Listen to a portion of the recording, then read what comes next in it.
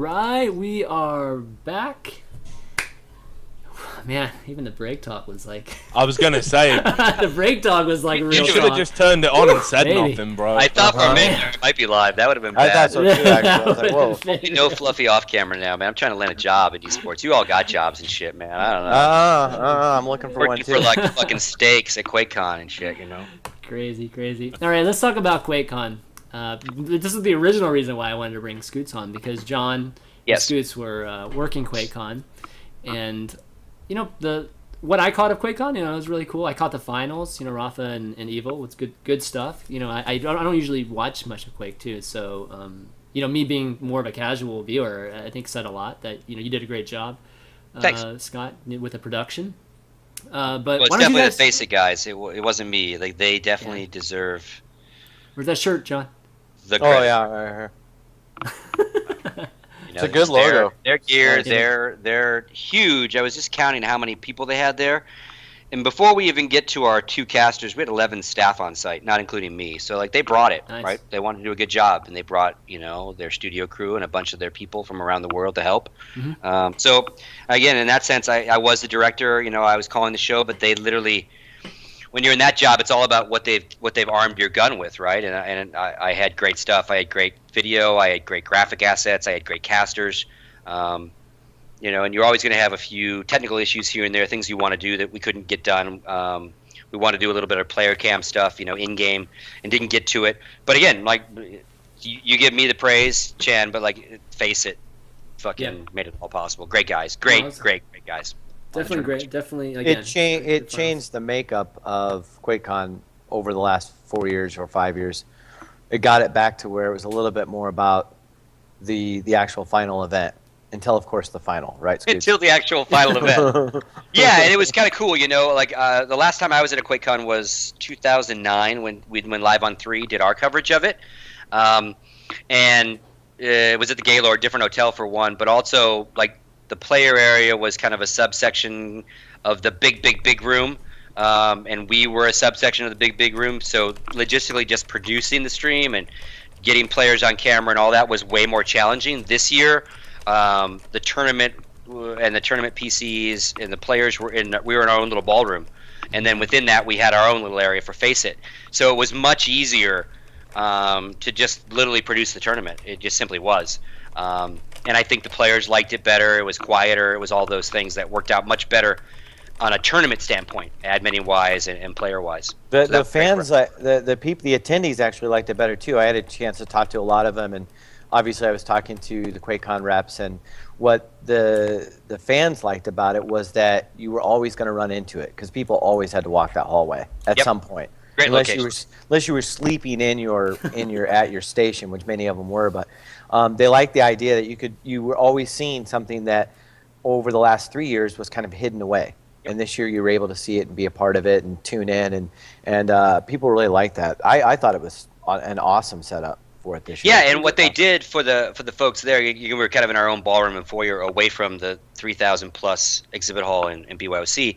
We did have a little spectator area. I don't know, John, maybe 50 seats right there, and a couple big TVs, so you could kind of sit in the foyer of this and kind of get the stream.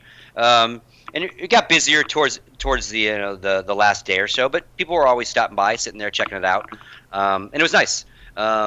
Whenever you're in a big, huge room, and you can just the last IEM, right? They were in a trade show in China, and it's just really loud. So when you're trying to produce stuff and get good audio out of your casters, that quiet, nice little environment does go a long way.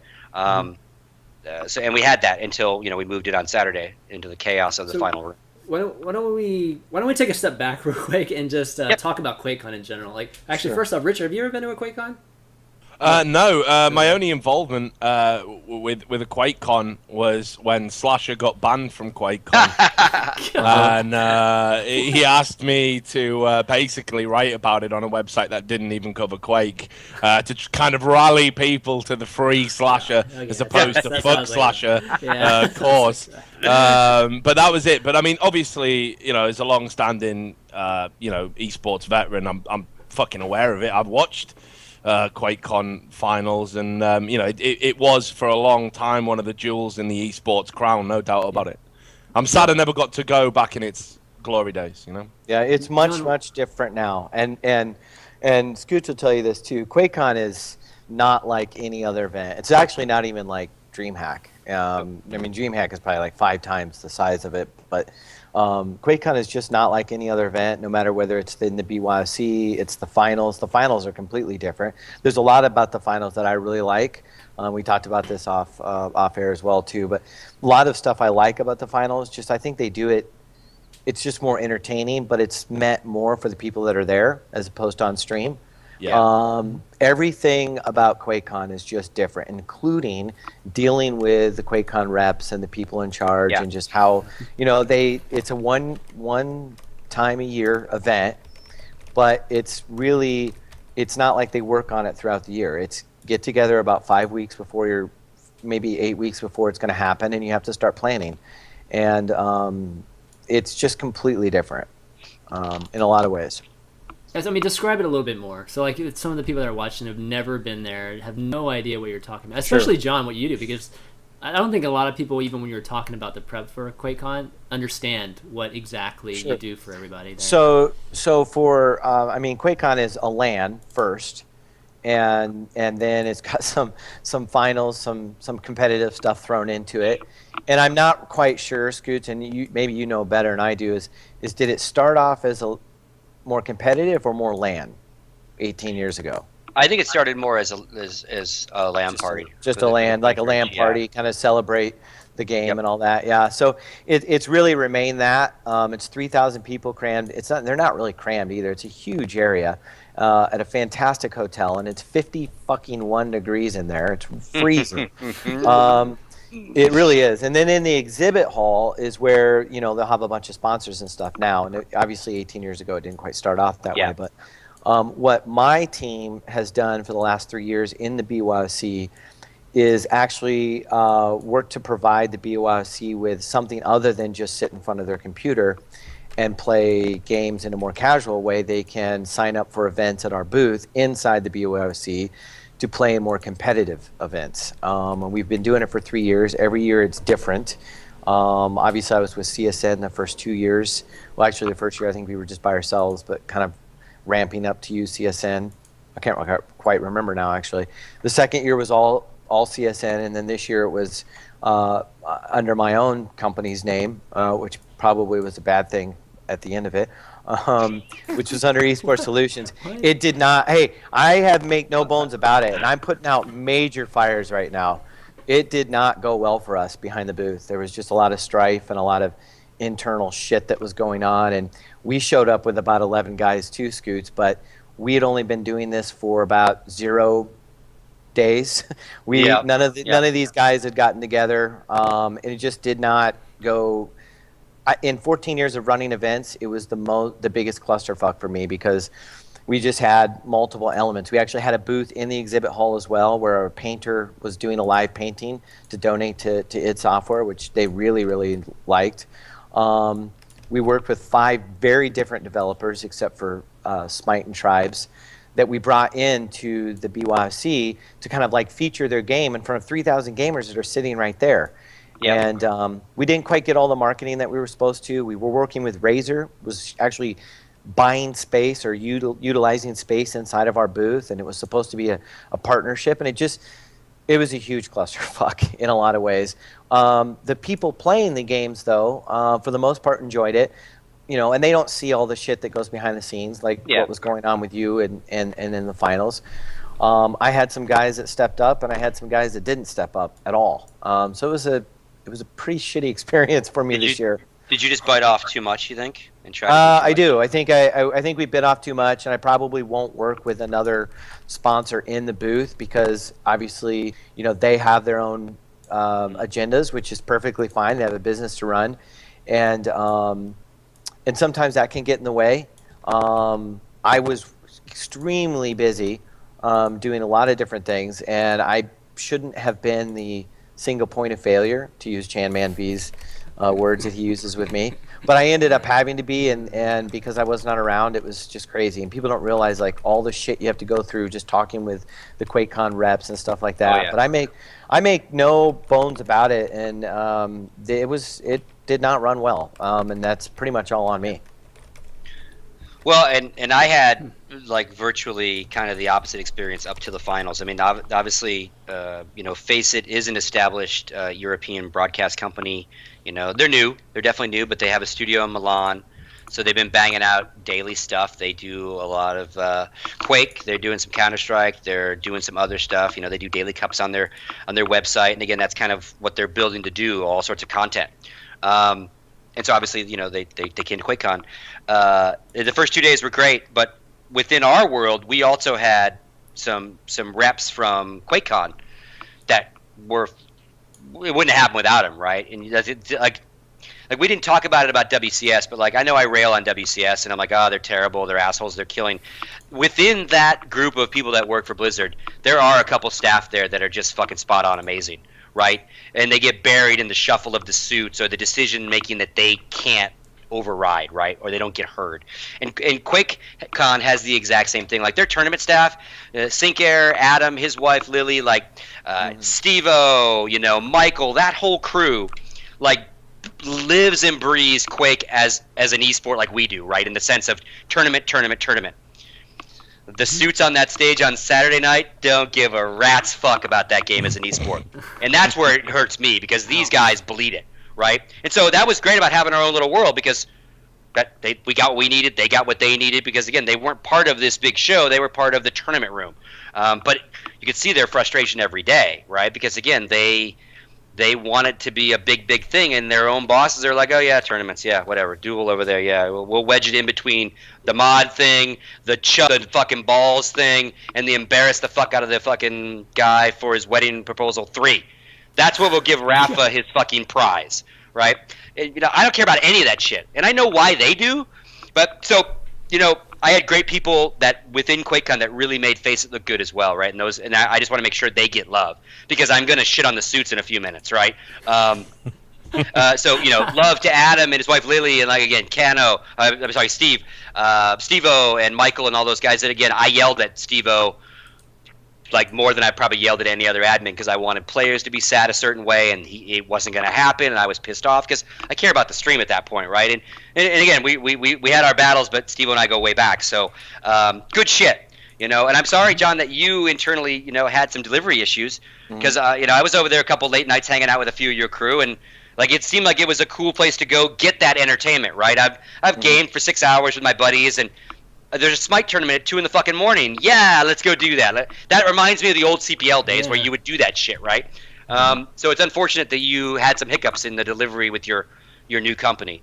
Yeah, it sucks. Yeah, it does suck. And somebody mentioned in the chat, and I just want to make it perfectly clear. I don't want to throw anyone under the bus. All of this ultimately comes back to me. It's my company. Yeah. I brought the team. And nobody can understand how hard I worked. 16 hours a day for 4 weeks trying to make all of this work. And some things just did not turn out the way that they should have been.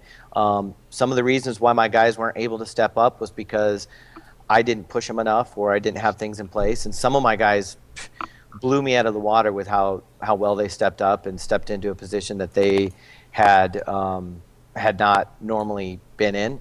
And to make it perfectly clear, so it is crystal clear, I am not throwing Razor, who was our partner in the booth in a sense, under the bus. I'm just simply saying that it probably was not the best thing to do for the first time getting my team together and not, having been at the event as a team before.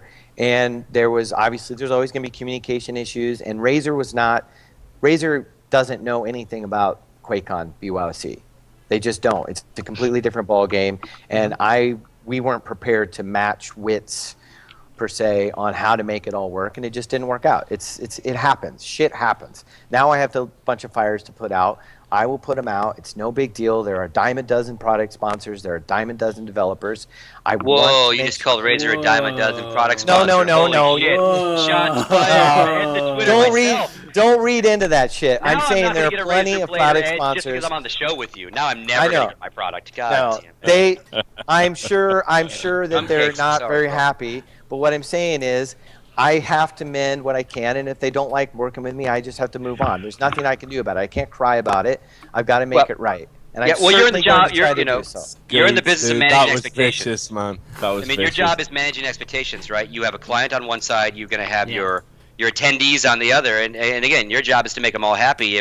If for whatever reason, whatever Razer wanted or whoever it is didn't get delivered what they wanted to deliver, then there's an issue there. You got to resolve it. Yeah, absolutely. Simple and as that's that. all I can do. And if we don't work together again, that's fine. But I don't want to throw them under the bus. They were there to do business, and they didn't see the value in what some of the things that we were offering. That happened. So now I have to do the best that I can to make the best of it. And if it doesn't work out, it doesn't work out. I didn't mean like they're a dime a dozen. They are esports in a lot of ways. What I'm saying is there are other people that I can work with in the future. It's not going to kill me.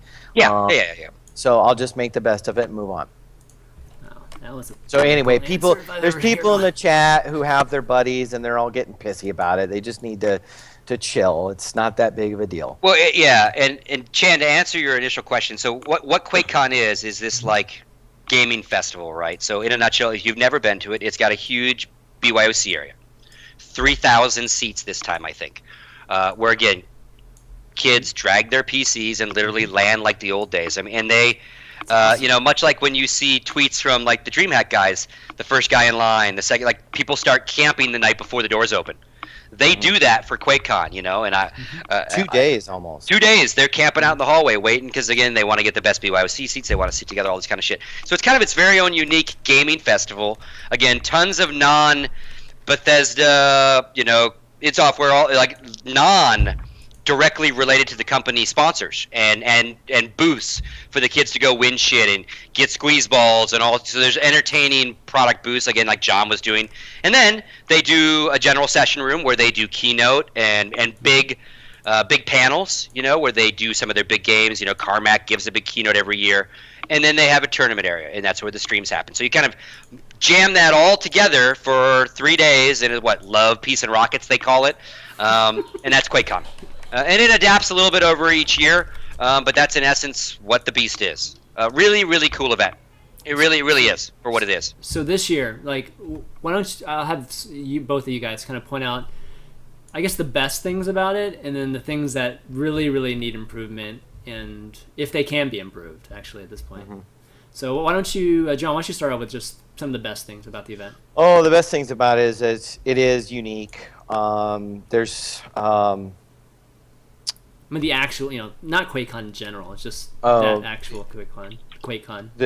The finals or just QuakeCon? Or just the whole thing, the whole event. You were there. Oh, the whole week. I would like to see, and I'm sure I'll start with what needs to be improved on actually, because I just think the event is great. It's just fantastic. It's a party. I think the venue is actually pretty good.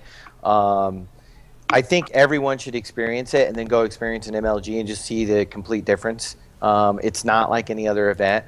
But because of that, of course, you run into some things that you wish could change. For instance, I wish that for the finals, they would just block all of their little entertainment stuff before the finals and then just run the finals and let people tune in strictly to watch the finals and let it run through. I wish that we had a little bit more setup time. We didn't even really have internet in our booth until about mid-afternoon on Thursday, like full internet. Mm-hmm. Just little things like that, but there's a lot of that just can't be changed. I mean, from what I understand, you go over by 1 minute on your time in that ballroom where the finals are ran. It's like $36,000. Yeah. So, just some things you just can't change. But I would love to have seen them change. But over time, I obviously would like to see them put more effort into the finals or into the whole actual tournament thing, because I love watching competitive Quake, and for me, that's what I'd like to see him do better. And then fix Quake. A lot of people want him to just fix Quake Live, but for me, those are the things I'd like to see him better. But as the party and the exhibit hall and the BYOC, I think that's just awesome. I think it just needs to stay the way it is. How about you, Scoots?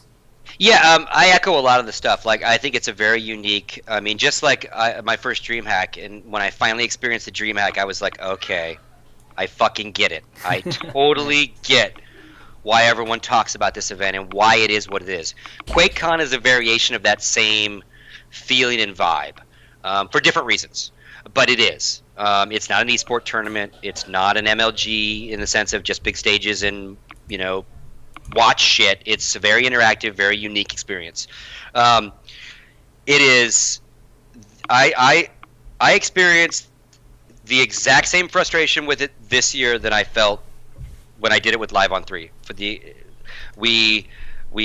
tournament people care about the tournament. The volunteers and staff, because some of them actually work for the company, definitely care. They bleed blue, they bleed whatever, red and orange, whatever colors for QuakeCon. You know, they bend over backwards to get you whatever you need. And if you have to explain why you need it, they're willing to listen. And they know this is why I would like to do it this way.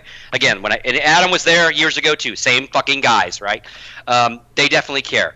But the people above them, whether it comes to more prize money, more exposure, more advance notice of the tournament, so more players can get visas or come, just never happens, right? It's systemic to the organization, last minute, because the nature of how this thing ramps up as a community effort and a business effort. So it's the same pitfalls, right? Some of the top players couldn't come because they didn't even announce what tournaments were going to be there and what the prize money was, and they weren't going to. These guys aren't hugely sponsored players that Alex Garfield goes, okay, how many checks we need? You know, how many plane tickets? They have to save their own money. They have to take time off from work. All this kind of stuff because they're seen. Like again, we talk about communities and fan bases. The people that care about Quake are definitely a fucking community, not a very big one. So I experienced that same kind of, oh god, these guys couldn't care more. And these guys don't give a shit at all. Why am I in the building again? You know, why am I trying to make Bethesda look good for this game when they don't give a shit? So the cooler things about it though, we had our own room, so it was much easier to produce stuff, much easier to light our stage and keep our stage set how we wanted it, and have an interview couch, and that was a much easier area to rein in for our TV studio, right? Mm-hmm. And then to GoPro into the area where the players were. Great stuff. Much better than Live on 3s. Absolutely. Plus we were in high def. All that shit was better. Walking into that, here's what we had to do. Here's what happens, and it happened both times, right, for us. And I warned the Face It guys. We knew what we were getting into. QuakeCon hires you to come be their streamer. And when I say hire, there is some money involved, and no one's getting rich doing it. It's more of a labor of love, and put it on your resume, right? That's what it was for Live on 3, and I'm sure that's what it was like for Face It. But you want to do it. Right, especially if you're Face It and like you are the ones that are streaming Quake. Of course, you're gonna go do Quake Live or QuakeCon. So first 2 days, fantastic. You know, you have your own set. It is your show. It is how we wanted it to look, right? Which was very similar to how Face It stuff looks in Italy with the graphic overlays and all that stuff. Then come halfway through Saturday, you stop what you're doing. You have to tear down a variety of amount of your equipment and move it and jam it into someone else's production line, and then go for it without testing it, without really running through it, and you just kind of hope it all works, right? When we did it for Live on 3, we literally brought everything next door, our TriCaster, everything, and we basically had to rebuild our show. This particular one, we were able to work with a different ESS, Entertainment Sports Agent, whatever the ESS agency, Craig's company, that does all sorts of logistics.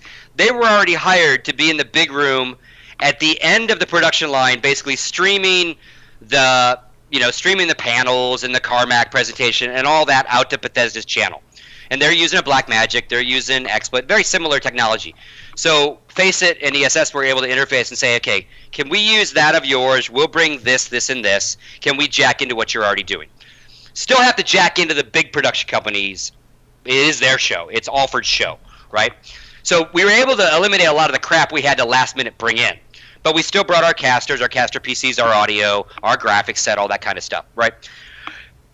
The scramble is, like, doing it live takes on a whole new fucking meaning when you're literally doing it live, right? You haven't tested that the sound guy knows that the difference between player audio and broadcaster audio and those kind of things, right? And we had some the only major issues we had technically within the hours of the finals that were really Face It's was our audio was screwed up the first match and a half, because audio that is sent to us, not switched by me, was coming from a player PC, Evil's PC to be exact, and not Dan's PC, because the audio tech, again, was sending me the wrong thing. And we were on the wrong wavelength for what we needed. Right. He kept telling me I had spectator audio. Spectator audio is the guy driving a spectator camera. That's my casters. What I really was getting was player left or right audio. Because in the room, they were kind of melding. In the room, you didn't see the broadcast. You saw Rafa's view and Evil's view and a mix of audio. And then when that wasn't happening, they were mixing the live show. Right? So imagine me losing my shit backstage, right? We start. And Doom was fine because the players are so close together that you hear both audio anyway. So no one in stream was like, I'm hearing the wrong audio. So we start all up. And I'll get into the schedule of events first, but the technical issues is what I really care about because that fucking drives me crazy. So we start out, and my broadcasters are streaming Evil's perspective from their PC. So it's perfect, right? And I always ask, how's audio, how's video? Everything's great, Scoots, things great. God, can we get to the matches, but everything's great. Well, the minute they switch to Rafa's perspective, I'm still getting Evil's audio, right? The chat instantly blows up. Wrong audio. They hear Evil jumping around, right? And all those things. So I'm like, what the fuck? Why? It was just fine a minute ago. Why? I start talking to the backline. What audio are you sending me? Then Dan hits spacebar, jumps back to Evil, and I'm watching Twitch chat, and it's like, perfect. It's fine again. You fixed it. We did nothing, right? He just happened to be on the right audio, right? So this happens for a little while, and I finally realize, again, map and a half in, right? And the first map was fucking amazing, right? So the audio is half perfect on that first VOD whenever they're on Evil. But about a map and a half in, I realized that this guy is not giving me spectator. He's giving me true player audio. Once we nip that in the butt, we sound fine, we look fine, all's good. The rest of the show is what it is. But, like, all that takes is, like, an hour of true tech rehearsal, but there was no time. They finish their sessions, we load in, they start scrambling all their stupid shit in, we go live. Right, doors open. So it was kind of a verbal, then we'll do this and we'll do that. I'm surprised it actually went as well as it did.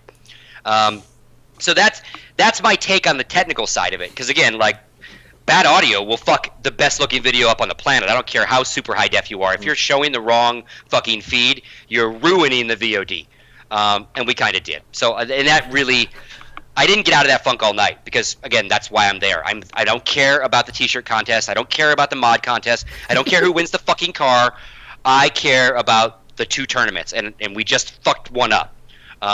Really pissed me off. That being said, I absolutely understand that QuakeCon, as John said, the final night of QuakeCon is not the finals of the QuakeCon tournament. It's the final night of QuakeCon. And they do all sorts of crazy shit during it. And in between that, they try to wedge in, to us, are really serious sports events, right? And we got lost during Live on Threes, and we certainly got lost on the final night. Our Doom tournament and the Duel tournament getting wedged between all this other fun, cool shit for people in the room that nobody who tuned in cared about. Because again, for 2 days on the QuakeCon, Twitch QuakeCon, we're streaming Facet's version of esports and Quake Live. And a pretty solid show, I think, between interviews and our matches. You know, not a whole lot of stupid fluff, right? That same crew is what tuned back in on Saturday to watch us. Right. And they got the final night of QuakeCon. Right? And their part, and they waited hours for it, were slivers of it. And, you know, you talk to the modders, and the modders get interviewed. Hey, why'd you make the case? You know, the guy gets to fucking propose to his wife and all this other cool shit. Like, I think this stuff needs to happen, but the problem is Rafa wins $8,000. Rafa wins again. Rafa wins both tournaments, gets a check, and, like, all right, get out of the way. We got to give a car away. No interview, no nothing. Just like you're kind of in the way.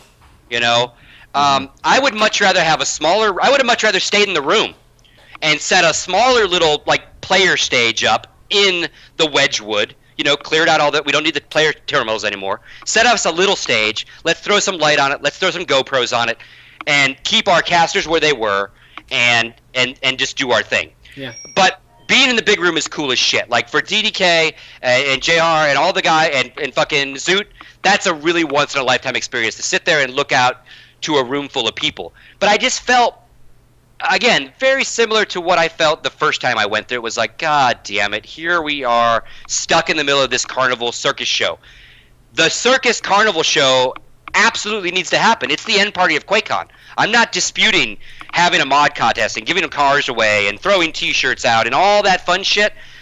I just wish you wouldn't try to wedge it in the middle of my fucking Super Bowl, right? So just separate the two things. That's it, and that's my true rant, right? But again, like, I had a great time. The Faceit guys, the fact they trusted me to, like, with their show. I learned some cool new tech shit. with the Black Magic and with Casper CG. So overall, I had a great time. I'm a perfectionist, right? And I was in the room to do the Doom and the Duel, and even more so the Duel, and that shit got kind of fucked up in my eyes. And again, end of the day, just like John said, that was my show. Nothing I could do but scramble and figure out why the audio was wrong because I had no chance to tech rehearse it. And the Alfred guys, again, the main producers in the room, don't like that night either because they have 2 days of scripted, doors open at 8. At 8:05, Carmack takes stage. PowerPoint presentation goes up. He then talks. Like, it's all scripted for them. That's what they're used to. Corporate general session shit. There was no script that night. Like, so they were winging it, it was audio. Everyone was winging it. And it kind of shows, right? I don't know. That's my take on it. Would I go back again? I came back from Live on 3, and you could probably find the Live on 3 where I said, fuck it. I'm never going back. Because, again, I had to move our entire backline, and I was the tech guy, too. Like, Rod's not going to help me wire microphones in. Like, it was me, Chad, me scrambling. So the some things were way easier. That moving, thanks to Craig and Han and Kevin at ESS and those guys, made some stuff really cool. We could use our flash animations and all that. I would go back. Even if I had to do the exact same thing on that Saturday, I would hope to get a piece of someone's ear and go, hey, can we rehearse, or can we get the tournaments out of the way first, or can we set them at the very end and give me a hard time that I can tell the Quakers that, yeah, about 9 o'clock we're going to start, and maybe it's 9:30, but you don't tell them 8 o'clock and start at 10, right? I mean, it was just bad. That's my take on it. But again, very unique event in North America, very, very cool. But you've got a disconnect between those that care on the tournament side and kind of the suits, right? I mean, even one of the guys, I think it was Michael Wolf, that came on stage and went, oh, God, I haven't seen an event go that long here at QuakeCon, a tournament forever. It was longer the year before. It was longer the year before. It was longer the year before. Like, just speaking out his ass, right? And I didn't like tournament structure. Like, Rafa was in the winner bracket, so his advantage was an instant one-map win on a map of his choice. That hurt Evil because he killed the Russian map, right? Which did, made it easier for Rafa. So some stuff like that, I could nitpick a little bit and go, I wish it was 2 best of 3s, but like that is what it is.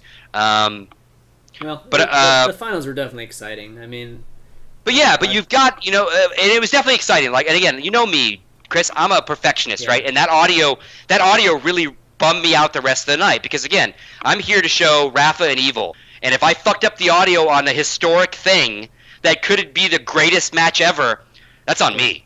Like the Alfred guy, the A1 tech of audio, he's already forgotten about the fucking show, right? Whatever, right? Sound guy. So yeah, like I see Timo in chat. Like there are guys around that do give a shit. Don't get me wrong. There's guys that definitely bleed for the pro scene, but they're few and far between at that game. That game especially, right? Yeah. So yeah, I mean, I hope Faceit goes back. I hope I get to come back because I had a great time directing with them. I mean, it was cool as shit. So I hope we can all powwow because again, I think up to the big room, we were doing other than what we at Faceit could do a little better with maybe another GoPro, maybe some other things that we wanted to do that never got around to. You can always improve, right? That's your job to always look at how can you do something better next. Mm-hmm. So yeah, that's my take on it. Good event and fun to fucking attend because again, it's like no other. It's got a vibe to it. Again, that the closest thing I can relate it to is a DreamHack, even though it's not a DreamHack. That vibe of like, even I bumped into the high-res guys. This is my last story, and then John can talk some more. I bumped into the high-res guys, and we were done streaming the first night, and I was feeling good. We nailed it. We didn't have too many tech issues. The Faceit guys, are spot on. And I bump into, Kelly and Bart and David the Alienware guy, and we hang out to have some beers. And I'm like, what are you guys going to do? And I think I'm talking to Green, a little bunch of guys, and they're going, oh, we're going to the BYOC. And I'm like, what are you doing? And I thought he was going to run a tournament, like in your world, John, like a Smite tournament. He had to broadcast something. And he's like, no, I'm going to play some fucking Smite. And I'm like, you got a rig for me? I'm on, And it's like 1 in the morning. Old man should be nearing bed. And I went and played Smite till like 3 in the morning in the BYOC, like old school gaming, We're yelling at each other and shit. That's what QuakeCon is, exactly, that kind of fun shit. Yeah. Overall, a good time. Some issues that reoccurred, less issues. than last time, at least. So that means, to me, that's a positive upswing.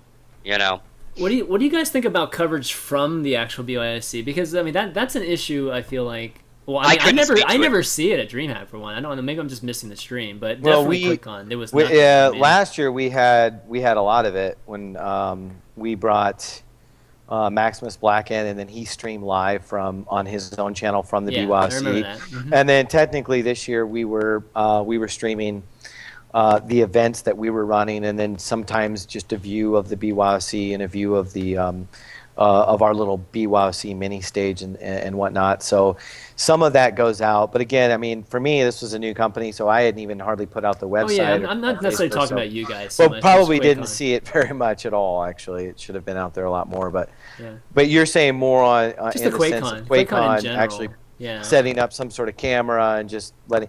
Oddly enough, I think it was last year or the year before, we just set a camera up and just faced it towards the BYOC, and we had a constant 1,000 users concurrently. Yeah, that's awesome. Just I mean, watching that's what people it's play about, video man. games, and it was weird. Yeah. I thought it was weird, actually. I mean, just because watch people sit there we're all and voyeurs, man. Yeah. We like to watch. Well, and it's kind of neat to see 3,000 people all in the same room again. It's like a slice of the DreamHack venue, but it's still pretty impressive in its own right. I didn't get to spend much time down there. Again, it was like a hike for us in that sense of. So I didn't really hang out much that night. I probably spent the most time in BYOC of all the time there, other than running back and forth to get stuff. Right. But again, it's. Yeah, I do wish that they gave more love to Quake Live in the sense of ongoing support and definitely within the scene and making their finals a big deal and not wedged in, right? And again, there's nothing wrong with giving cars away. Like the party is great. There's nothing wrong with like putting a big bow on the end of a great weekend for those in attendance. But like, there's certainly safe to say that the stream didn't give a rat's ass about the oldest guy in the room getting a card to redeem a prize, right? So it's always entertaining the room at an event is often different than entertaining a stream that's tuned in for a specific purpose. And if they're not tuned in for the full show, they're not going to be happy till they get what they want, which might be that tournament thing. So, and again, it's a fine line that I think QuakeCon has always walked with this say goodbye to everyone on a Saturday night and get the finals done. And I don't know if there's an easy answer. Shit, let me live remote into your big party. Let me keep it over here, and I'll send you fiber with my audio and video. And then say, hey, let's go to the tournament room and give me like an hour, and then go away and come back to me and grab me an hour, and let's have 2 different streams. And I'll, and we both play nice. No, I got it. Yeah, but who knows? That's true. Let's talk. Okay. What are you gonna say? Well, I was gonna say at least this year, though, Scoots, they did make an effort to try to improve on some of the mistakes that were from last year, and that was that was definitely good to see. Like the whole separate room was awesome. Yep. That was awesome, and I actually this year had my contract signed 4 days before QuakeCon as opposed to 1 day before QuakeCon this year. Yeah. Well, so and here's the thing, like that was good too. And this is what I got in a fight with Steve-O over. Like, and again, the people that care about it as a competitive title, and the people that care about the players, like really care about their well-being. Like, the argument Steve-O and I got into is I wanted a streaming station, right? Your standard, like, you got 2 6-foot tables, right? And if you saw our stream at all, one guy would sit here and one guy would be over here. And in a perfect world, I wanted 2 guys to be sitting next to each other, and I camera it, and it's kind of that dual shot you see. Because we didn't have GoPros to go to both places. And it got rolling late. They had started already sitting players, and like they literally were not going to listen to me. Like in the sense that Steve was like, I'm not moving Rafa for you, right? And Rafa was like, okay, and he, angry Scoots, and this is what I vented. I'm like, oh, okay. And this is me being an asshole, right? I'm like, no one wants to fucking move where the stream is, so I can get your fucking logo on TV and try to help your sponsors. And people wonder why this fucking game is dead, right? This was sarcastic me, right? But I walked away from it, and I go, at the end of the day, all Steve-O is doing, and Adam and Lily and all them, is worrying about the best interests of their players. And there's a rightness to that, right? Yeah, I didn't get the perfect stream setup, but yeah, he would have had to unplug and reset everything up, and they would have had to lay their schedule to make sure I always had 2 players, right? Other tournaments do this, and they erred on the side of saying no to me to saying yes to players, and that's about the best thing you can fucking do, right? I wanted the lights brighter because our GoPro was grainy, and it was getting this oversaturated grainy shot. There was a certain level that they were no longer going to give me any more light, and they were because it was too bright for the players, and they were all complaining.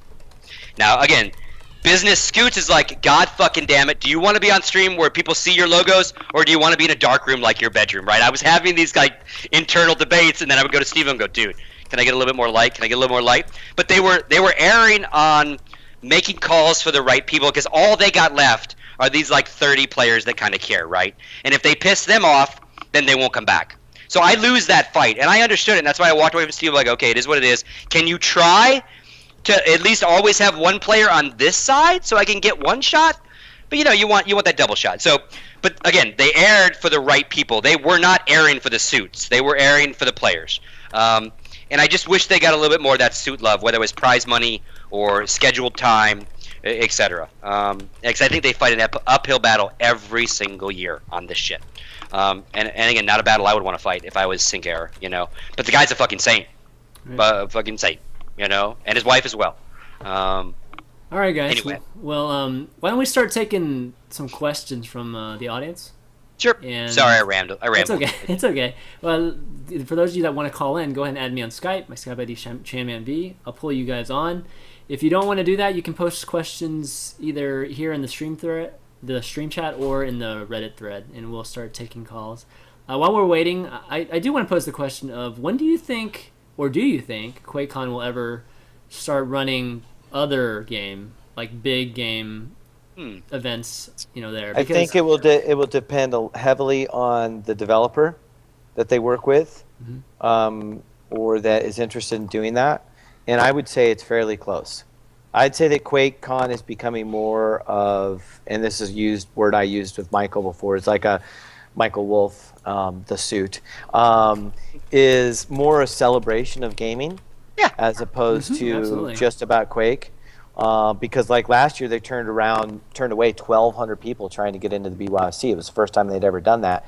And I think that had a lot to do with the fact that people didn't see QuakeCon anymore as just Quake. They saw it as an opportunity to sit around in a big cold room and play video games all night and just enjoy playing games. Right. And now, like, Hi-Rez has been actually a part of QuakeCon for the last 2 years, actually a sponsor. Yeah. And they technically have a competing game in kind of, in Tribes. But I think id Software has worked with so many different developers over the years that they have relationships. They have people that have worked with id Software that have now at other companies, and they remain friends. I mean, we were able to bring in Euphoria, which was making Offensive Combat, which is a web-based FPS game, very similar to Quake Live. And the guys, actually some of the id guys actually met up with them because they had known each other before. And I think you'll just start to see it kind of morph into that. But they better never change the name. It should always remain QuakeCon. Yeah. But it may just have of course. different games at some point. Yeah. Because it's definitely gone long past the BYOC is not full of them playing Quake. games on their engines. No. The long, and it always was about more than that anyway. It always was a LAN party. And I like that. Like you walk by and you see like a Smite logo on all the main signage. So that is a good sign that they're not going to be exclusionary necessary. Now, does that mean that Smite can have their grand champions in their own ballroom somewhere, or do they have to stay in the BYOC? That I don't know. Where do they limit their exposure versus their own competitive stuff? I don't know. But again, it's one of the same reasons that you see IEMs always at trade shows. There's a reason. Right? There's 3,000 people right next door to all those trade show booths at QuakeCon. And if that number keeps growing, that's a great thing to sell to other vendors and other people want to reach the people. So I hope they continue to let others, and especially quasi competitive game titles, like enjoy the event. Like I said, celebration of gaming, all flavors of gaming. Right. Okay, we got a question here. Infested one. Says ChanmanB, ask my question. Ask them what they think of Doom 4 and if it will ever be as competitive as Quake Live. When it's released, of course. When it comes out, yes. If it ever comes out. If and when it comes out. We definitely need a new shooter because, I haven't watched Quake in a long time, right? And so I was watching the finals, and it was great. And it's so funny because, Quake is just still, like, it's the bare bones, like, core of FPS. I still don't understand to this day, man, how Quake Live didn't take off.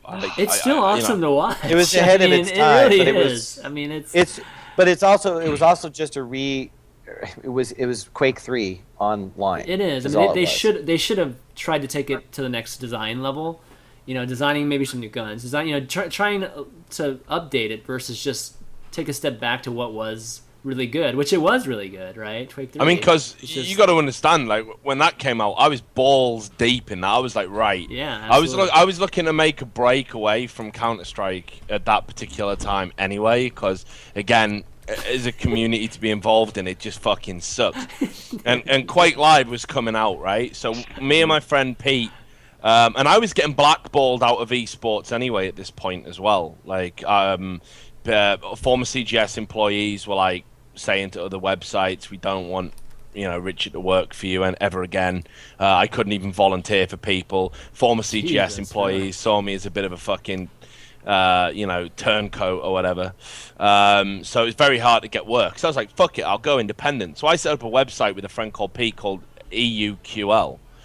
And I got to interview Cool, I got to interview all these top fucking guys, and I knew, very little about the scene, but I knew who they were. These were big esports personalities, and like everyone was like, all these new people were coming onto the website, and it was like loads of hype for like 3 weeks. Sadly, just like the fucking game, because then it just died on its ass, and I was like, how's that happened? Like, how has that happened? Like, everyone was like, man, Quake 3 in a browser. Like mind fucking blown. Like it was going to be the best thing ever, and I was totally, I totally was into that. I thought it is going to be the best thing ever, and fuck it, man. I don't know what happened. Still to this day, that's one of the biggest esports mysteries for me.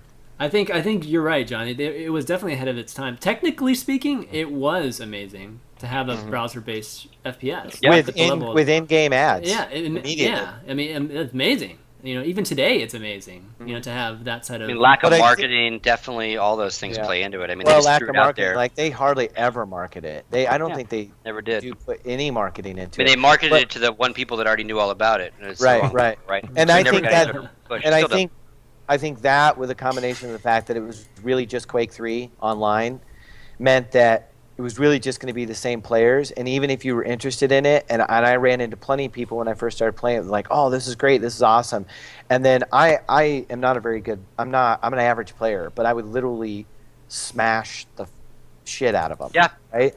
And so how frustrating does that get?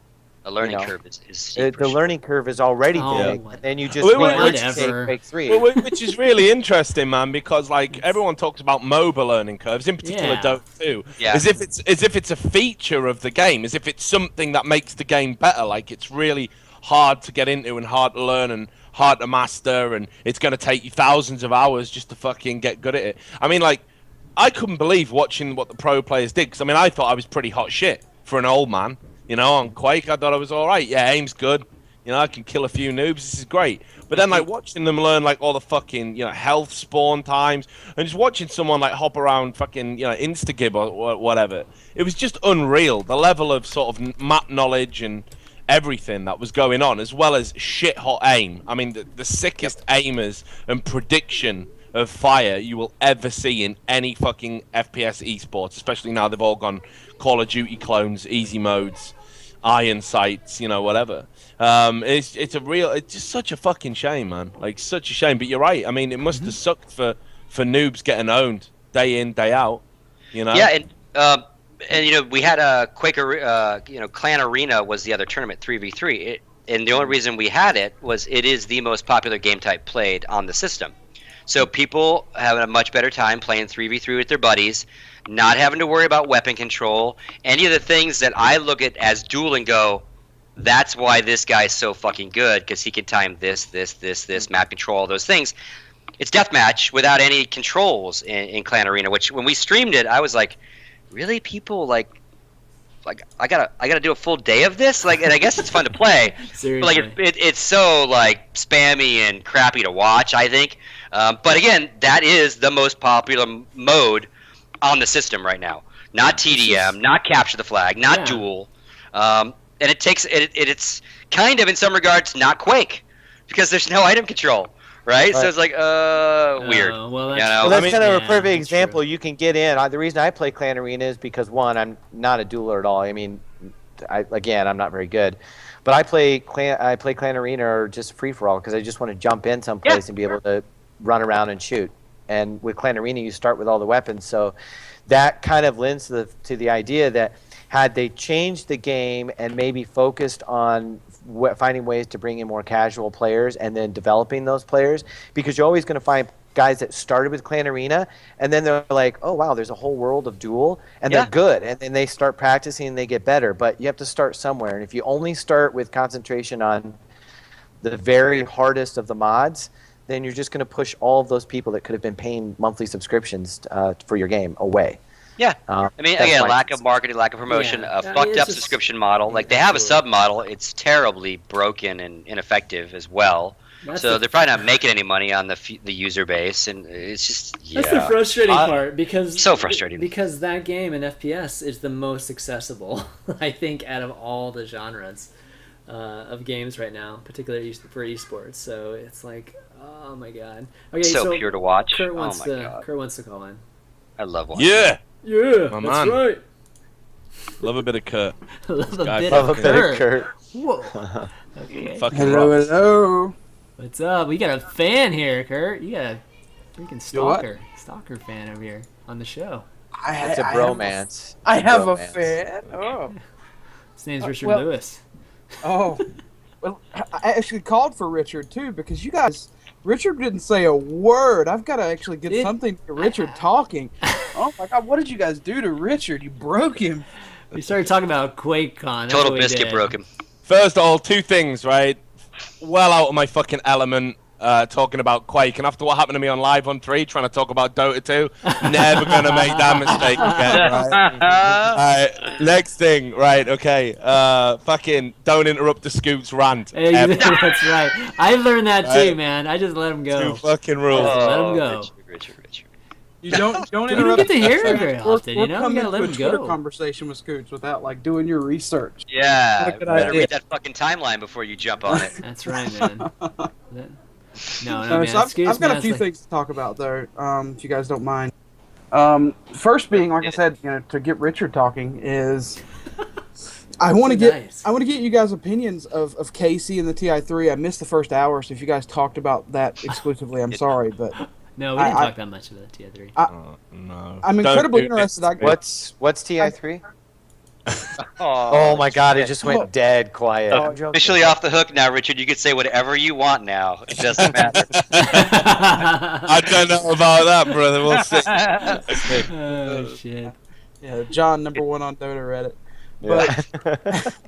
But yeah, I mean, I got into an argument with somebody, or a few people actually in the T Sports chat, which is pretty much the only thing that chat's good for anymore is arguments. But around Casey, I think she's doing a great job. But I think more so than Casey, my question goes back to: do you guys think we'll ever be to a point where the norm will be scripted events and hosts and scripted, everything sort of scripted to where that's actually becoming a normal thing? Like, so for instance, my thing is I think comparing someone like Casey to the current hosts, no matter who they are, is kind of an unfair comparison when you think about it.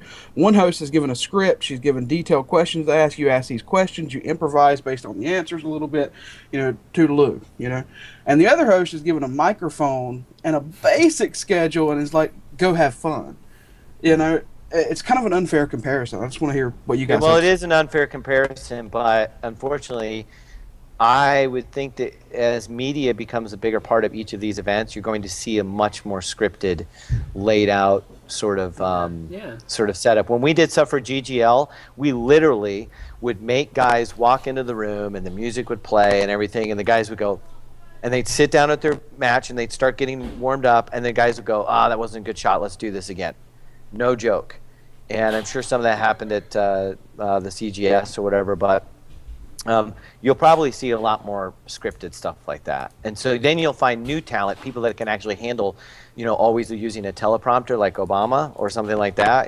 They're very good at that. I just had to throw that in there, but I think you'll find that that's probably the direction it will go more. So at least in the terms of hosts and MCs. I mean, for me, that's like, for me, like I think it's a point probably worth making. Like the idea that things like LCS and stuff are spontaneous. Like even the shit that seems spontaneous, I got an inkling it ain't so fucking spontaneous. Let's put it that way.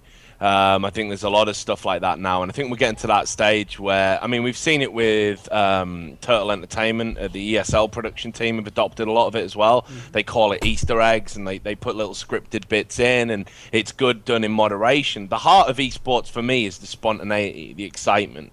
It combines all the good elements of a sport, all the things we love about sports, right? Which is, you know, the results are totally up for grabs, it's competition, but equally that broadcasting experience where you never quite know what's going to happen. And when you do those live interviews, like for example in the NFL, you know, like if you ask the wrong question to an NFL player about how a result went down, that guy's going to go fucking spare, you know, some massive 300-pound linebacker getting very aggressive and intimidating, and it's brilliant to watch. Like, it's so fucking good. It enhances the sport and takes it to a new level, and it shows the emotional core that makes us all give a shit about it in the first place, and we can relate to the athletes because they give a shit too, same as we do, right? So when you take that spontaneity out of esports, you really take a large part of what makes it great out. Well, so I'm not too keen on the whole scripting thing. To pick up on this broad specifically, what Casey, I mean, like let's be fucking clear. She's media trained. You know, she works for Fox or whatever the fuck. She don't know about esports. She's getting shit just like fed to her. Say this, ask this, and that's cool, man. Maybe you want people like that at like these prestige events. For me, I know a Shocks or a QuakeCon or whatever, and I know I've been critical of Rachel in the past, but at least you know they were fucking involved in the scene. At least you know if they had to go off message and improvise, they could. And all this fawning over on the Dota 2 subreddit, I think, again, it's just part of the internationals, the Super Bowl of esports, even though, whisper it, the production hasn't been that great. Fuck, he said it. So, shit. Wow. Yeah, so... It's over now. Yeah, so I'm just saying, man, like, I mean, for me, like, you know, she's done a great job, but I'd expect her to. She's a fucking professional. I mean, she's a professional with no esports background, you know, like applauding her for doing her job is, you know, it's kind of absurd. Well, but, I mean, the level of which she's at, though, I mean, I think that's what people are most impressed about, because, you know, she does do Fox, I mean, she's a Fox interviewer, right? So I think she's doing a great job. I just think, to go back to what Richard said, it just goes back to compare these, you know, I literally had a guy tell me in this chat when in the argument, just go, no, she's the new standard of esports and everyone else is absolute shit. And it's like how can you fucking compare? Like one person being fat. I've seen her in a few bad moments already. Like even just the watching content, the last two nights. I mean, where she doesn't know what the hell she's talking about. Well. Like, yeah, exactly. The question, I've seen her in that. She doesn't know, right? They're so generic. And this was like, people forget, right? When Shocks was breaking through, what was the one thing that people fucking criticized her for? Shit questions. They were like, oh my god, you know. QuakeCon got this as well. Everyone who's ever done a live interview on the spot has got this, right? You know, and I've never done it for a tournament. I'd fucking love to, right? And like, if asked and approached and there was a deal there, I'd love to make it happen. Oh, but just put that out there. But you know, like I'd love to do it because I feel that esports fans are cheated of people pressing someone in an emotional moment and asking them a real question, and instead it's like, right, Casey, you've got those 3 generic questions that we pre-approved that they've already been told are going to be the questions. Ask those questions. So, what was it like to win a game? Fucking great. Of course it was. That's the whole point. That while they're there, it's a dumb fucking question. You know, yeah. All right, but I'm generalizing. I know you are, but there's an art to even generalizing questions, actually. I don't know, like, and if I said every question I asked was solid fucking gold, obviously I'd be talking shit. Yeah. Like, but the reality is, you know, like, you've got to probe, you've got to go in depth, and if this event is so big and it means so much, and the amount of money they're going to win is life-changing, like, actually life-changing, and that's one of the things that makes the International great, then, fuck, man, I want to get inside the heads of the players, and I just don't think the way they're doing it is allowing the casuals at home to do that. You know, I feel it's really lame and substandard. And people are saying that the reason she's doing so well, and this just came up in chat, is that it's not super awkward. She's not super awkward. I fucking can agree completely, but one of the reasons that current interviewers and current hosts are a little bit awkward is because they're not really given much to go on. It's just like, I mean, a StarCraft 2 game, like after interviewing a player after MLG, like it's very, very abrupt. They don't have this set script as much. You know, I mean, of course it's not awkward. She's been studying this for an hour. Yeah, but you know? but then again, Kurt, like the interviews that we see at even those events, they're not necessarily great either, dude. You know, like the level of honesty that Richard wants to drill into after the champion doesn't make the finals doesn't happen with 98% of our inherent personalities either. So yes, Casey isn't asking tough, hard-hitting questions. Richard, you might be the only one that does, and you're never doing it live on the stage at a DreamHack, right?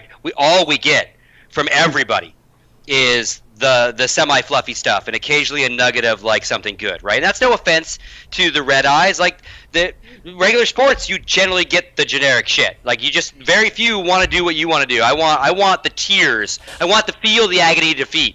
We don't get it very often. Now to your question, Kurt, I've only watched a few of her interviews and nothing today, just a little bit yesterday. And one of them was her just walking around showing the venue, so anybody and their mother can do that. What I think is really, really good is that she is absolutely media trained. She is a Fox broadcaster. Forget what she's saying and listen to how she says stuff and what she doesn't do. She doesn't she doesn't she doesn't she nails how she speaks. Nails it. Like better than anybody out there in our world, because that's what she gets paid to do. Right. So what we're really looking for is a mix. We want her skill set to have a mic in her hand and know exactly where to put it and never and never fuck shit up. And we want her to know the game she's talking about and be properly prepped to then ask those questions. Good luck. I agree completely. Right? And she's also it's merging Rachel and her, right? The best of both worlds, or whoever is the super female of Dota 2, right? Now, which would I rather have? I take either. Again, I haven't watched her be awkward yet. I haven't really watched. I mean, she had some fluffy interviews that I could ask, right? Of guys like Puppy. That she probably even had a few of those questions in her ear. I mean, again, she's not the girl to throw to find out why at 22 minutes in did he miss his whatever that caused the whatever that was then whatever. That's the wrong. That she's a sideline reporter that gets in and gets out. Right? I think she's doing that just fine. And again, production-wise, she's nailing that. No no no, like not awkward in that sense. Her content, scripted, not hers. Doesn't feel it. Doesn't know the game. She kept saying it. What bummed me out yesterday is she kept telling us all she was an idiot. Just stop doing that. Just stop telling us. And I get it. It was day one. She wanted to preface it. She's been briefed, hasn't she? That this fucking community will tear you to shreds. So own it, say how bad you are, and then you'll be endearing somehow, right? Because that's how we do things. We do things backwards in fucking esports. If someone's good, we try and fucking drive him out because fuck that guy. He's arrogant. He knows he's good. Fuck him. If someone's shit, well, give him a chance. Don't pick on him. What the fuck is going on? Like, and in International's defense, as Feathers just said, they have an analyst desk, so her job isn't to delve in like Bruno or Malik or any of or Merlerny or even James. They're not. That's their guys' job. Her job is to get that in between stuff. Now, would it be neat to have someone classically trained like her bringing us all the behind the scenes cool shit in a perfectly presented way, and still have a roving expert? Sure. Love both. You know, they also don't have a host on stage that isn't the casters at a desk. They don't have a roaming, clutchy type guy either. So there's all sorts of things that, you look at it and go, okay, they could do things differently. Better, worse is very subjective. No, you know what they do, Scott, like for situations like that? Let's just talk about ESPN, right? Let me preface it with something else first. Given those sideline interviews, those interviews right after a match, like literally right after a match, it's fucking hard to do. Like, what are you going to get from the player at that moment, honestly, except for maybe how he's feeling? And then those questions are pretty hard to execute because if you ask him how he's feeling, it's like the lamest question ever, right? So I know some of the action sports, like ESPN and stuff, what they do is they have them go and sit on the analyst desk, right? They bring them up there. Yeah, rotate them through. Yeah, I mean, maybe that's something they could do. But yeah, the sideline, it's tough as shit to get that. I got to say as well, disappointed with the analysis desk while we're on the fucking subject. If Too Good wasn't there, holy shit. It would be like one of those comedy clubs with the dude going, is this thing on? Like, fuck me. Bruno hasn't been terrible. Come on, dude. I'm telling you, like Too Good, right? You can see it on his face, trying to wring blood from a fucking stone. You can see it. I've never seen his James eyes, as serious. Yeah, like serious. He's looking like that, and he's saying, "Man, just as well, I'm getting paid a fucking small fortune to be doing this shit." You can see it. I'm just with Robert. Like I really love the TI3, and it's doing great. I'm traditionally not a Dota watcher, although I'm getting more into it now. But and it was great, but I'm with Robert, though. Like, if Robert had that kind of budget, I think they could put on a very, very amazing event. Let's just say that. Yeah. Sure. Oh, yeah, I mean, there's the hype around it is as much about how rare it is, the event it is, and in the Dota 2 scene, just having big events like that, as much as it is with the actual production. I mean, the venue, you could.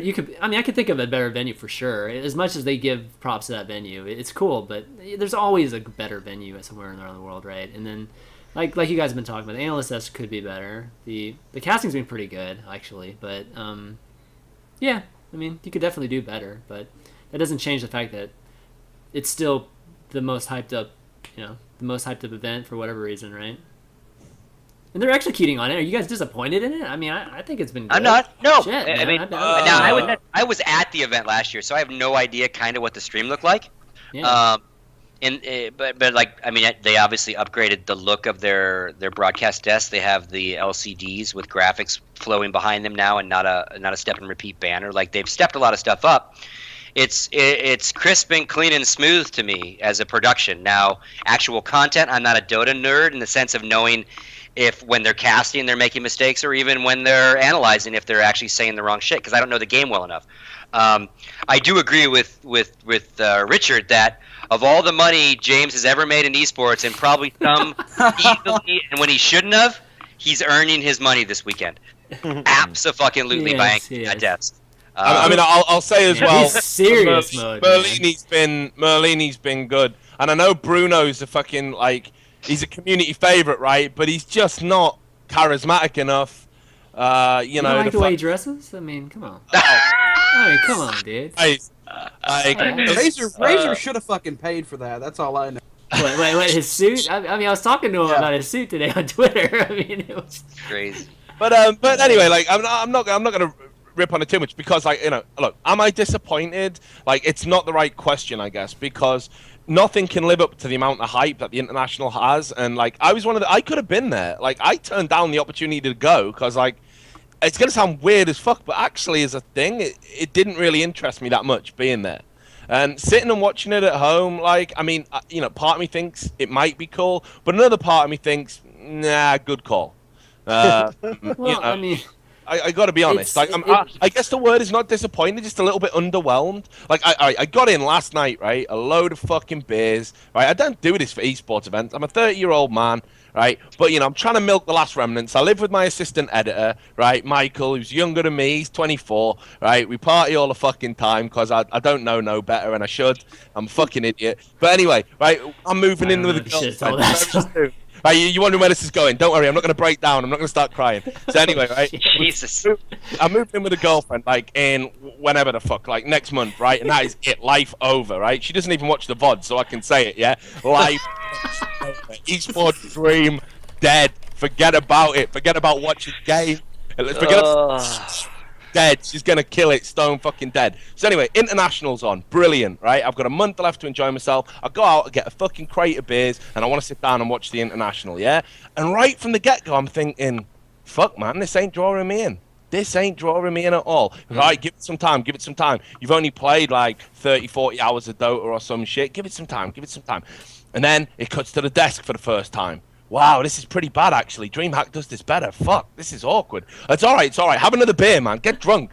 You know, fuck it. You're going to think it's amazing soon. Nah. And then by the end, I was just like, have I really stayed up to fucking X o'clock in the morning and been that not blown away by something that is like the Super Bowl at esports? And unfortunately, and everyone's going to say, oh, you fucking suckling on the Riot teat or whatever. That's not true. I criticize them just as much as I praise them. But the LCS broadcast feels more engaging for me. Sorry.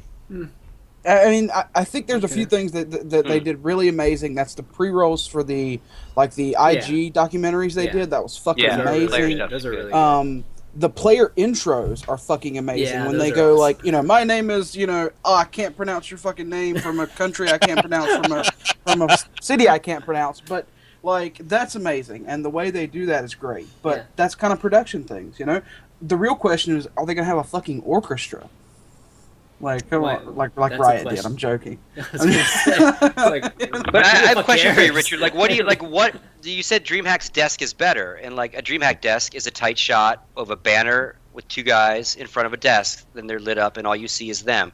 So, how could that possibly be better than the variety of sexy shots you get off this desk? Now, if you mean the casters and what they're talking about on the desk, that's a different beast.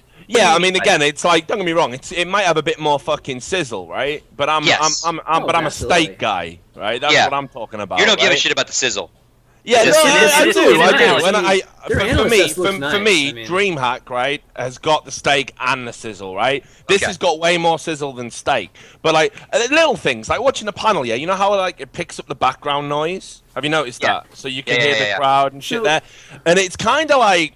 Ah, fuck, dude. It really detracts from it, especially when you can hear background noise above someone who's like really introverted and quiet and like hasn't got a lot to say and hasn't got any self-confidence, and we're just talking about Dota. And I can hear people like, woo, Freebird, and all this shit in the background. Yeah, it's just like, where the fuck's this happening, right? So that didn't blow me away. And then again, like when you see the main host, the guy who's got the charisma, the guy who's got the personality, and I can't even believe I'm bigging him up as much as I am, because God knows his fucking head's big enough. But too good, right? Like, no, we've been 2 nights already for this guy. Yeah, this fucking dude, man, is really holding that together for me, like so much. So, and he's the star of the show, and I think that's a shame, because when you watch the repartee on, say, for example, the LCS desk or the DreamHack desk, look at fucking In Control, right? Where's the In Control at the International, man? There isn't one. So you're talking more of a vibe and a feel you're getting, not necessarily production points. Let's talk about exactly that, just with Too Good and the analyst desk or whatever.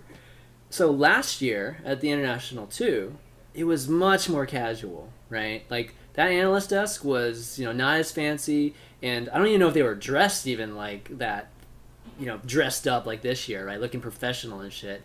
And so tell me what you thought of last year's, Richard. Like that analyst desk. I thought it was better. I mean, like, again, I caught it in passing, and to be honest, like, I've killed so many fucking brain cells since then, right? Like, conjuring up a solid memory to say something intelligent is going to be difficult. But can you just ready to strangle you? Yeah, here we go. Oh, he didn't even know who was on the panel last year. Fuck this guy, right? So, and right, you're right. Fuck this guy. I'm just saying what I think about a one-off broadcast. But last year it felt a lot more less forced, It was what it was. Everybody knew how awesome the International was. Everyone on that panel could hold their own. It didn't feel like they were really trying to make this, ramming it down your fucking throat about how it's the same people. It is. I mean, there's 2 of the same people, right? Two of the same people. No, but the vibe can certainly change, Chris. That's easy to do. I mean, it's almost... No doubt. James is like... It's almost like they went from... what it was last year to maybe too scripted, too professional in that sense, Richard, in your mind? Like we've lost that like real vibe, and now we're like watching Sunday sports? I feel that, and like, to be honest, here's another thing as well. Some of the in-between bits, like some of the scripted stuff, again, it just felt a bit like contrived. I mean, one of the pet peeves was when someone linked me to that staring contest video on YouTube, which was so badly shot. Have you not seen it, the staring contest with... it was top of fucking Reddit anyway. It was Dendy and... I saw that, yeah. Yeah, right. So, and I just thought, like, that idea could have been turned into something actually fucking funny, and with the production value they've got out there, and the and the people they've got out there, creative wise, there's so much better stuff that could have been done. And I just feel, like I say, it's just underwhelmed. It's not that it's not awesome. For me, I think the event is fucking up there. I mean, everybody in esports, again, like Blizzard, fucking take a look. This stupid dick waving contest you did with WCS, smart move, by the way, guys. Yeah. Right. Yeah, you are losing. Take a fucking look at that, and then take a look at what WCS could have been. Of course, the international's fucking awesome. It's Valve for starters. I'd expect it to be, but is it as awesome as I feel like it's been made out to be, and it could have been? Not for me personally. Okay. See, and I didn't watch any of it last year. I was just in the room, and it was cool as shit. It was one of the coolest venues to be. Again, we're coming out of trade show halls and all that kind of stuff into a nice symphony theater. That was really cool, but I never saw any of the stream. So this is the first time for me, and I'm thoroughly enjoying it for sure. Mm-hmm. And again, I'm a production value nerd, so I look at the geeky shit like the fucking graphic that just flew in, and like the shit behind the cat, like what they're saying. I don't know the game well enough to know if they're screwing that up. So yeah, I think it's good. Yeah. I mean, maybe you're right. Maybe overhyped. I don't know.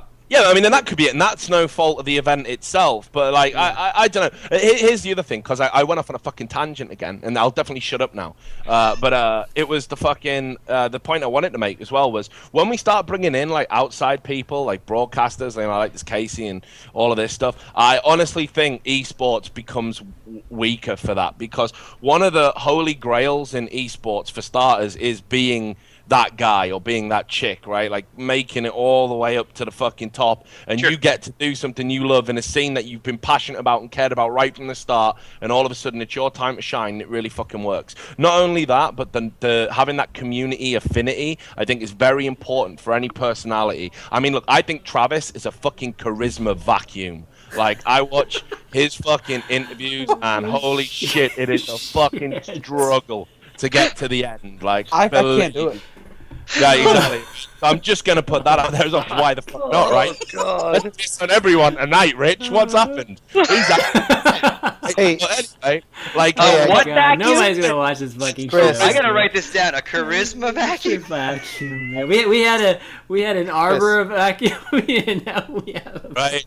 Lots of vacuum. Oh, but just saying, but obviously he's got a relationship with a lot of the players. He gets the access, he gets in, he gets out, and on occasion his interviews are illuminating. So, and that wouldn't happen if he didn't have that connection. So I think bringing in Fox broadcasters to do that job, I hope that isn't the direction we start taking. What we need to do is we just need to get the current people who are doing it trained, like broadcast trained.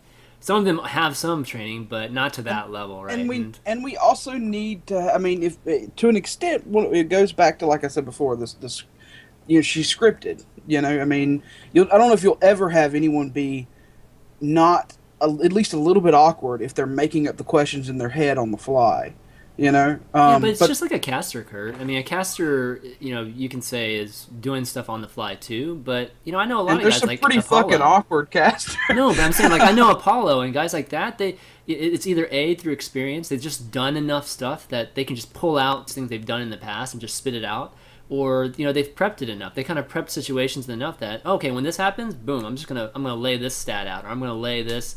You know what I mean? There's a lot of prep that goes on. You don't want people to wing it the entire time. Okay, hey, hold on, Chris. I gotta go. Oh, okay. I gotta go. Anyway, sorry, guys. I actually have really? to go, but yeah, I do. Like Yeah, it's 6 o'clock. Yeah. I have an appointment at 6. One real quick thing, though. I want to answer one question that people were asking in the channel. Why? What sponsor are you pissing off next? I'll break that down later. I already did that. There's nothing more I can really do there. No, IGL. People were asking about International Gaming League, and yes, it is pretty much done. They ran out of money, and so God, it was so poised for greatness too. It was like on the cusp. No. Stop being sarcastic. Yeah. Hang on, let me go. Let me change my background again. Hang on. It was too much money put into development of things that were not viable to esports. That's the best I can say. Not his fault. Basically, not John's fault. Is IL sticking around, John? No, he's taking a job with another company. Oh, so he's not an esports company, though, right? No. No, Figures. that's there. I mean, the site's going to be lots of passion. I'm out. Yeah, I guess. It. I don't know. Young people. I mean, that's the way it happens. Well, so actually, anyway, why don't we wrap? Actually, why don't we just? Well, I have to go. Right, you gotta go. Actually, just right now. So, shout outs to all of you guys for coming in, and shout outs to a great show. Actually, it was awesome. Yeah, Get the fun. crew together more. And that's about it for me. All right, buddy. Now. So Cool. I will see you guys later. All right. Sounds good. Sounds Better job. good. Have fun, brother. All right. Peace, Yeah. guys. Thanks. I think we should just wrap in general too. But Kurt, thanks for Anyway, calling in, man. I was successful in getting Richard to talk, so I'm happy. Bye, guys. Awesome. Cheers, Awesome. Kurt. Love All you, right, man. later, Hey, buddy. Garrett. Thank Later, you. John. All right. Yeah, these shows, man. I can, as much as we're talking about winging it and trying to plan and script things, these shows don't seem to be going by my script very often anymore. We got through some of the topics, didn't we? Yeah, we did. We Three definitely of them, got through 3 out of stuff. 5. something No, we like that. got through most of them. We talked about structure for sure. We just didn't. I mean, we talked about TI3, so pretty much got through them all. So let me fix this real quick. The show's before too we- scripted for sure. Yeah.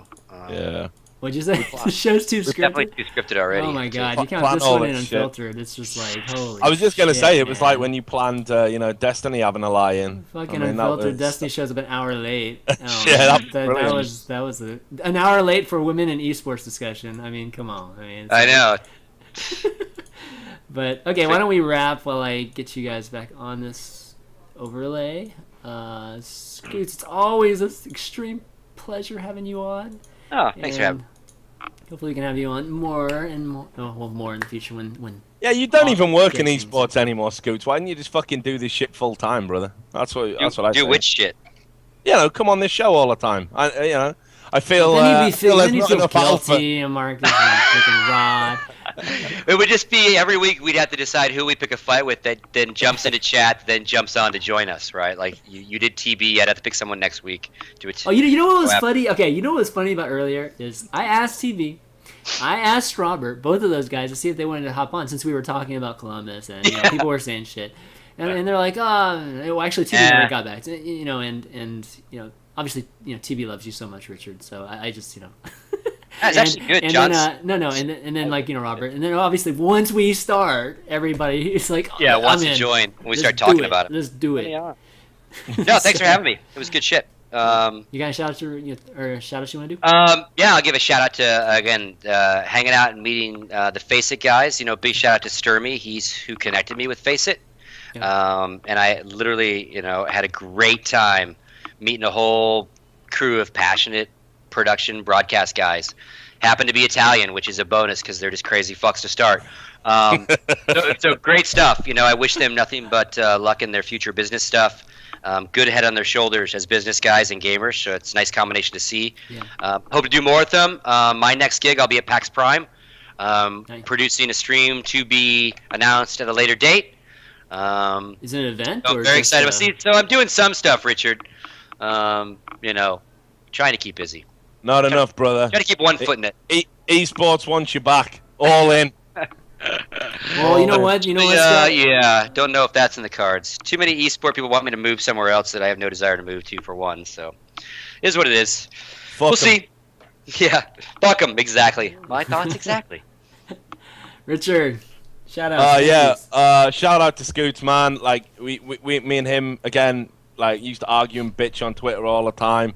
But I actually have grown to love this old man. He's a fucking legend, and we're very lucky to have him on. Everything he says is intelligent and verbose and a joy to listen to. Verbose, And, wait a Verbose. That's there you just go. how he Not out of talks that too word. much. there you go. Talk too much Yeah. is what he said. And not only that, like you say, it's just nice to like not be the ranting lunatic every fucking week. Like we could draft in someone else to fill that role, and who better than Scoots, right? Exactly. So, massive shout out to him. Shout out to TB for coming on. He rips on me all the time. I actually respect what he does in terms of content. I just wish he wouldn't tell everyone how to do their fucking job, you know what I mean? That's me, old-fashioned like that. But then again, I just called Travis a charisma vacuum. So Yeah, I'm a hypocrite and an asshole. So shout out to my parents for raising me wrong.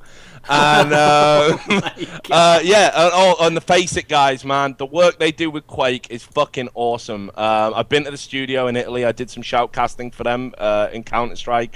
They're great people, Great guys. really passionate, and a great example of good things that can come out of startup programs. And they got not crowdsourced. It was actually what they call Kickstarter company kind of thing. Like with the incubator. money. Yeah, with the money coming from an entrepreneur, yeah. So, I mean, they've done fucking amazing work with it. And they're just really good people, and everyone should support what Faceit does, whatever it is in esports. So that's me. And Chan Man, as always, I think you surpassed yourself with this show, brother. I think it's been a fucking one for the ages. They'll talk about this for 2 hours on Reddit. Dude, I already posted a damn Reddit thread. I should have posted it as TB versus Richard Lewis for the first time.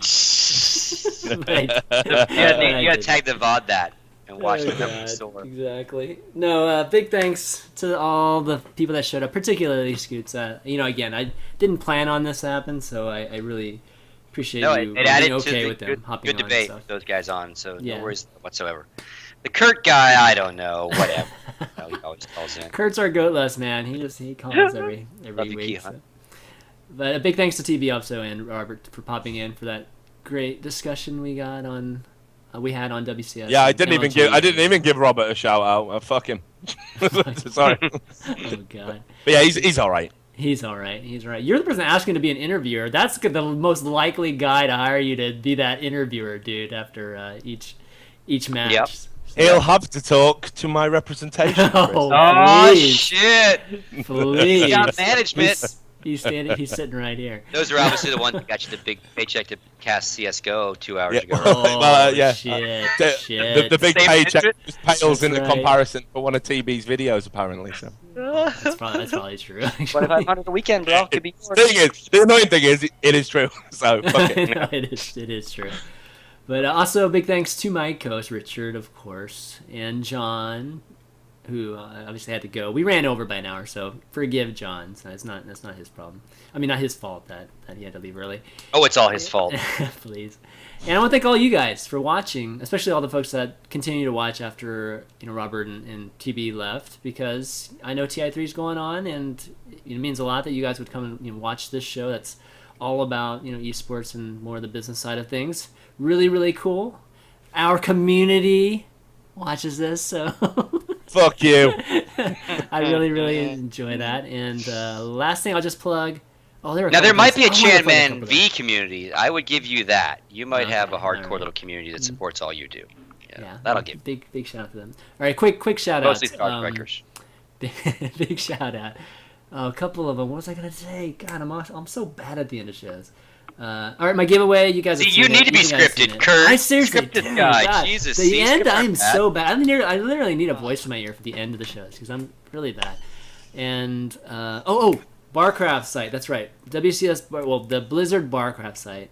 It's one thing they are doing right. They are pushing Barcraft and more of the, I call it social StarCraft side of things. So check that Barcraft portal out. It's let me get the site here. Shit, where is it? But it lists basically all the Barcrafts that are near you, and hopefully there'll be more. I really would like to see Barcrafts for just Barcrafts organized for non-events. Just have them every once in a while as a gathering of folks. You know what I mean? Like I hate the fact that we have to have something, and because at Barcrafts you can do a lot of stuff. You can have like mini lands there. You could do all kinds of things besides just sit there and watch stuff. So check that out. Enter the giveaway. I'm giving away a summer bundle of Razer gear. John's not here to bash on Razer anymore, so so you didn't lose your Razer Go sponsorship Razer, yet? That's guys. good to hear. Go Razer. Chanman still has Razer.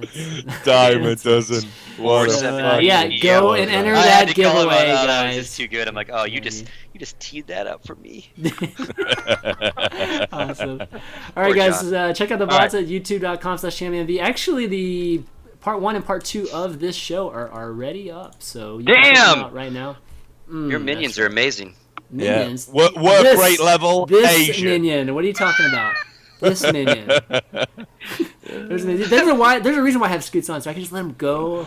Just go. Meanwhile, you're and chopping just, VODs, come on, making scripts for next week. Quick, exactly. How about when I'm ranting, you practice your outros? How about that, Chanman? Oh, God. All right. They can hear me, so I can't talk, while that's happening. So, anyways, check out the VODs. Here's part 1 you guys can check out right now.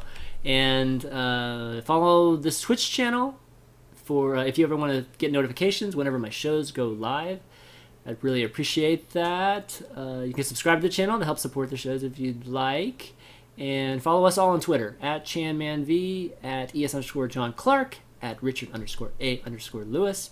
and at SirScoots. It's SirScoots, right? Yeah, SirScoots. Yep. And you can hear all of our rants every single day on Twitter. But until next week, guys. Oh, next week, let me just announce who we have next week. We have David Kim next week. So we'll be talking about StarCraft and design, just a balanced design. It should be good. We have him for an hour. Going to be asking him a lot of stuff that other folks have not asked him in the past. So be ready for that. We'll have some players on, too. I'll announce the players later and to help us out with that. But that's going to be it for Climbing the Ladder this week. So for Richard Lewis, John Clark, SirScoots, and myself, Champion V, we will see you next time. Later.